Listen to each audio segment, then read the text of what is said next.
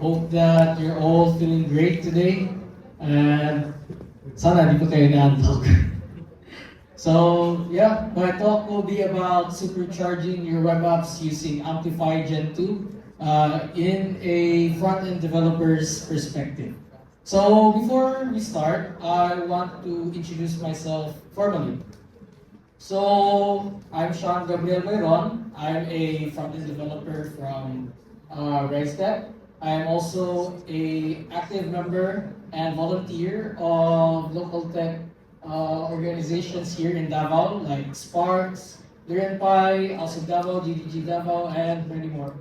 And as all you know, you've used Tactics, the platform that we used for registering for this event. I am the front-end lead for this project, and I am also a department head for our software and web development department of UP Mindanao's ALC. And I just want to flex that I talk at the Lightning Talks sa AWS Comday Manila. So back to the topic. So since this talk will be for front-end developers, who here is also a front-end developer or is still new to the cloud? Hands up, everyone. Ay, hindi lahat. Okay. So there are quite a lot of front-end developers and people who are new to the cloud too. So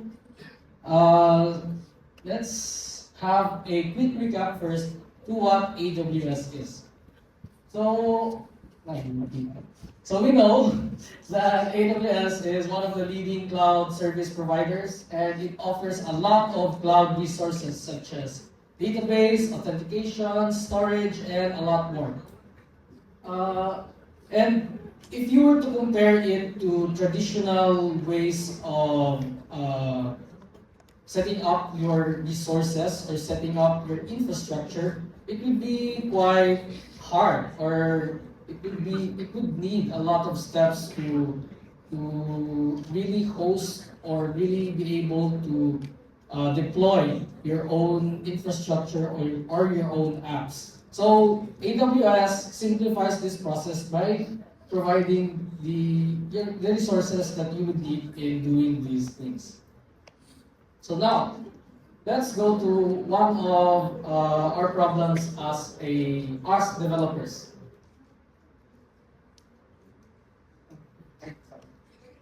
So building and deploying apps can be hard. So it's not really a bad thing that it is hard, but for some, it may be hard, especially for people who are still new to developing and people who are, let's say, like me, who are still in the front end field. So it requires a expertise for full stack development. So let's say you also need to know backend development, and it doesn't stop there. You would also need to learn how to, let's say, deploy things, or maybe configure a lot of things. So, and also, not every team or not every organization has the capability or has the resources to do full stack development. So not all organizations can rent a EC2 or have a server full infrastructure. So it may be hard especially for new people or front end focused teams to develop these kinds of apps. So here is how a traditional setup would be. So we have our database and server managed by let's say our own. Tayo mismo nagmamanage, and in order to let these resources be accessible to our front end, we would need to host it ourselves. So kaya yung mentioned ko before, and also if you're still new to AWS, although this is still possible na you can have your own server and your own database, you would still need to learn a lot. So I'm not saying bad thing that it's a bad thing to not yet learn about things. But let's say you really need to develop things, or you need mo na gumawa ka agad ng full stack apps and you still don't know how to use these two, or let's say konti lang kayo sa team nyo and you need to do things fast para may habulin na deadlines, or maybe to provide a proof of concept. So there are also lots of problems like limited team sizes, the need for fast delivery cycles, and infrastructure management overhead. So luckily, we have a service that AWS offered, which is AWS Amplify. So AWS Amplify is a glue service, meaning it uses lots of services under the hood, or it connects different services under the hood in order to develop, or to help us develop things. So AWS Amplify is a new service that helps us build apps quickly. So like I mentioned, it is a new service that uses DynamoDB for our database, S3 for storage, Lambda for Cloud Functions, AppSync for GraphQL APIs, and CloudFront. So AWS Amplify also offers an SDK, which is similar to what was mentioned before by Sir John Bina. You can use AWS Amplify in your front end to use your authentication. Now we will go to that on later, but yeah, the SDK will allow us to easily attach AWS Amplify into our favorite front end frameworks.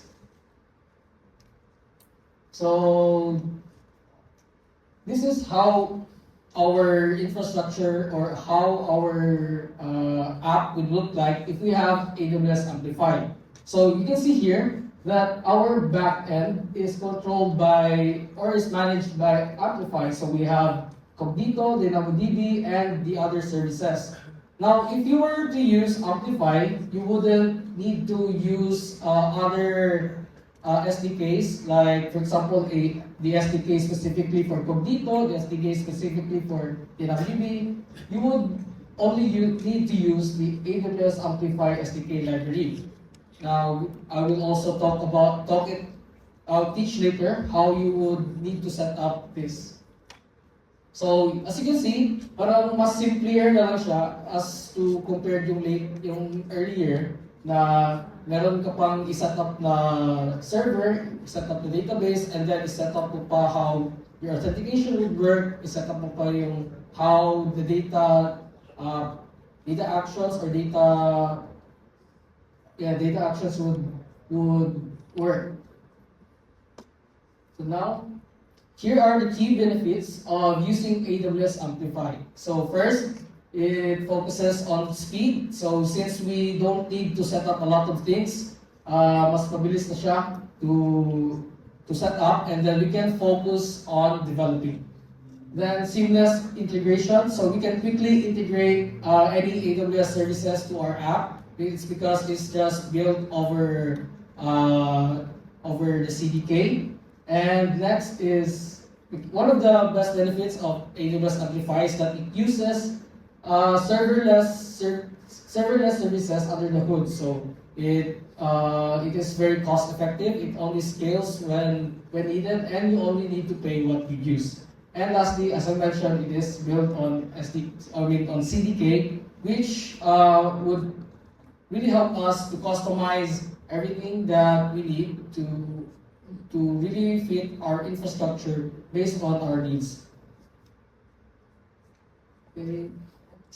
So Amplify has different versions. We have Gen 1 and Gen 2. Now, the only key difference that I would like to mention is the is the use of the CLI and the AWS console and the use of the code first approach. Now in Gen 1, in order to set up or to provision your infrastructure, let's say you need to add a database or add APIs, you will need to use the CLI. So a lot of people in the internet, especially in Reddit, complained that the CLI was really buggy, and let's say you kind of like had created mistakes when you were answering the different questions in the CLI, so you had to redo it all over again, and it was really a bad experience for developers. And another thing is the ClickOps. So it isn't really a bad thing that you would use the console to configure things like click on the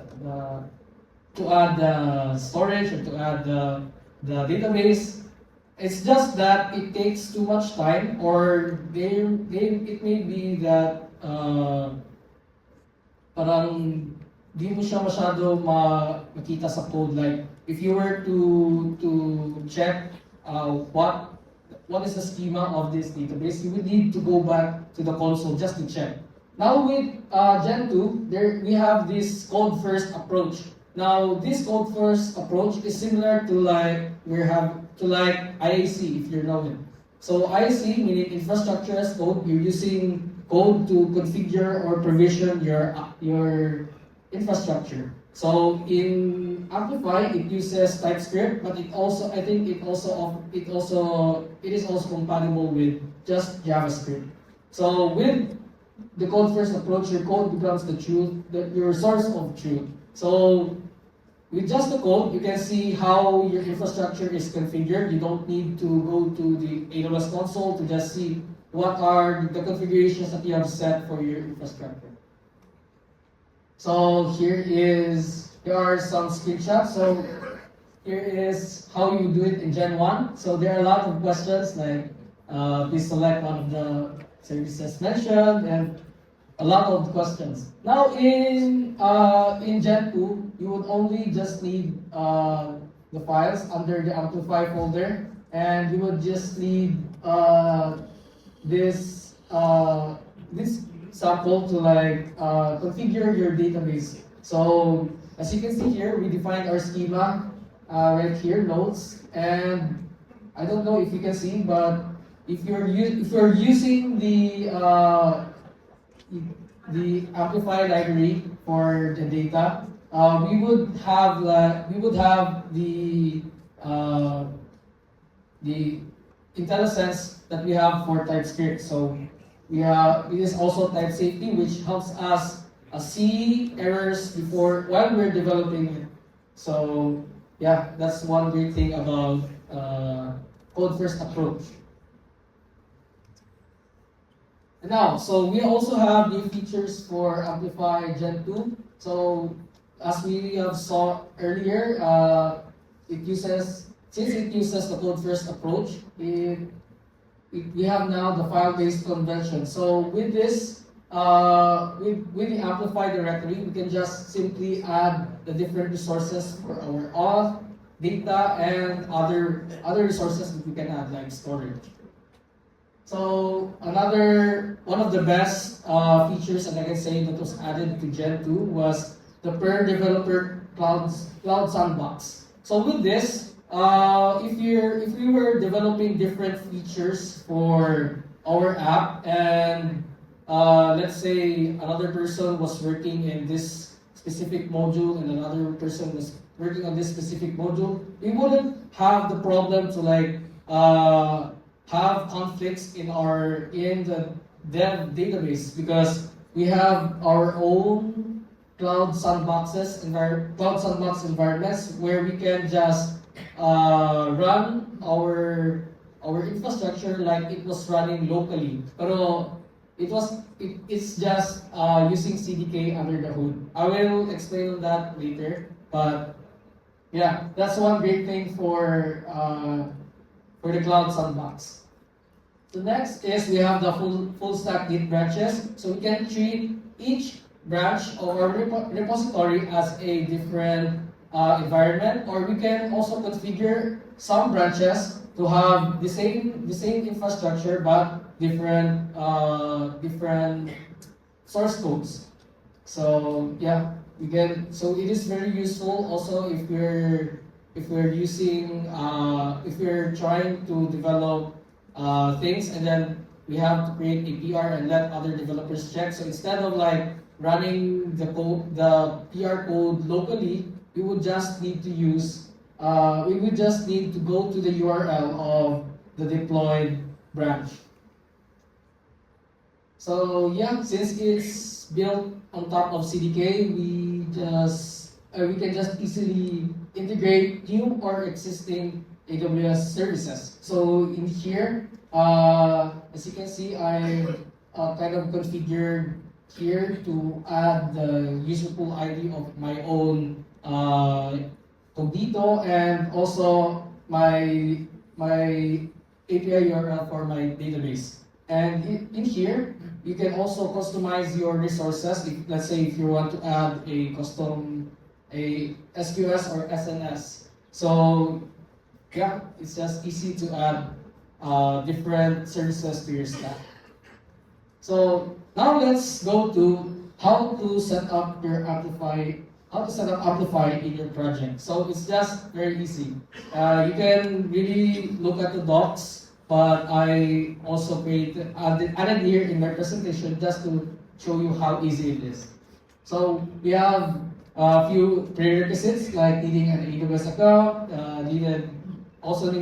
needs the CLI installed and configured, and also Node.js for our Node libraries like the Amplify, and any GitHub account or from any Git provider. So hosting Amplify. So GIF should play. Yeah, but in here, it's supposed to be a GIF that's supposed to. So the GIF is supposed to play how easily you can deploy your app in Amplify. So you just select your GitHub, your Git provider, let's say GitHub, and then next, and then select the repository that you want to host on Amplify, and then click on save and deploy, and then you're good to go. And then your app is now deployed in Amplify. So once your app is already hosted, you can start setting up Amplify in your project. So go to your your project's root directory, and then run npm create and run these commands, and then it will create a Amplify folder which contains the base configurations for our authentication and for our data. So yeah. So for running the Cloud Sandbox, you just need to run this command, npx sandbox, and then you will see this output in the terminal saying that it's a stack. So it's quite similar with what you have if you're working with CDK. So by running this command, it will create a file named Amplify Outputs, which contains our configuration for our Amplify project. So yeah, you would also see this, something similar with CDK when you're deploying your stack into deploying your stack. So okay, next.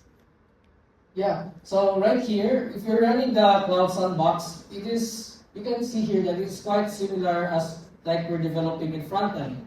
It's waiting for file changes, and whenever you're changing something in the resources file, it automatically changes and reflects on the Cloud Sandbox as if we were developing on the front end. But it's really happening on the cloud. So that's one great thing of the Cloud Sandbox. And now we can integrate the Amplify library. So we can start by configuring by adding our configuration at the root of our front end or the root of our front end. So for React, it may be main.tsx or maybe app.tsx. Then now that we have added our added the added our configuration, we can now use the libraries. The libraries. The Amplify library for our now, I have some sample codes on how to integrate the library. And also here is also a sample code on how to fetch the current user.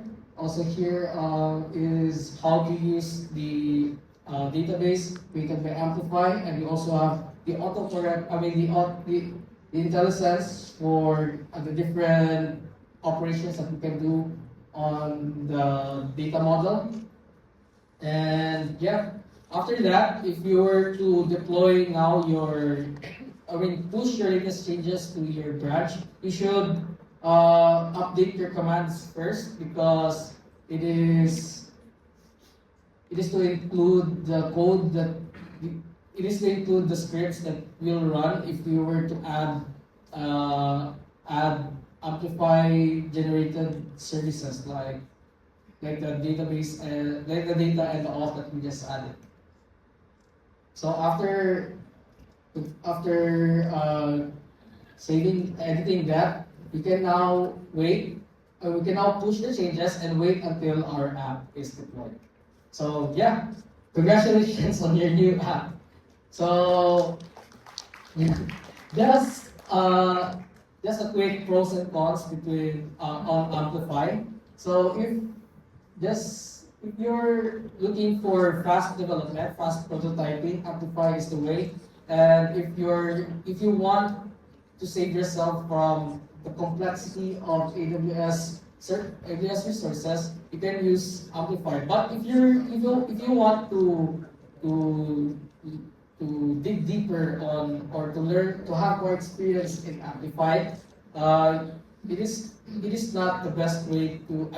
If you were to learn more about AWS, Amplify is not the best way. And it also has a lot of instructions, and right now it has some documentations gap. So you might need to dig deeper for that.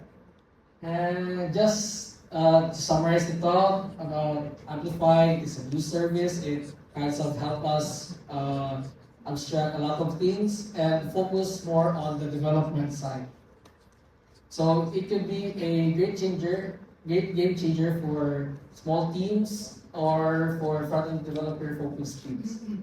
And yeah, that's all. Thank you. And if you want to connect with me to more, sure. Thank you.